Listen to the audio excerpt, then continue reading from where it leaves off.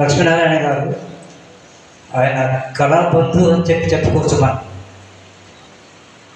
కళాకారులందరూ కూడా కళాబంధువుగా లక్ష్మీనారాయణ గారిని చెప్పుకోవడంలో అసలు ఎలాంటి సందేహం అవసరం లేదు.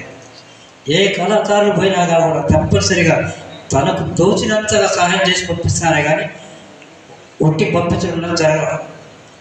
కాబట్టి వారు ఇప్పుడు నాకు అనౌన్స్ చేసినటువంటి ఆర్థిక సహాయం ఆ భగవంతుడే నాకు వారి రూపంలో ఇప్పిస్తున్నారని చెప్పేసి నేను భావిస్తూ నేను చాలా సంతోషపడుతున్నాను. అయినా కూడా బుద్ధదేవుని భూమిలో పుట్టినావు, సహజమగు ప్రేమ నీలోన స్వచ్ఛలేమో, అందమున వచ్చ చేసడి అంతకుండా మైల పడిపోయెనో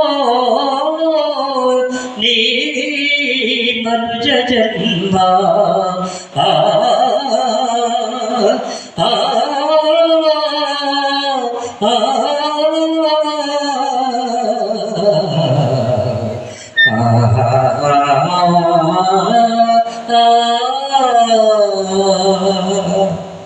Thank you.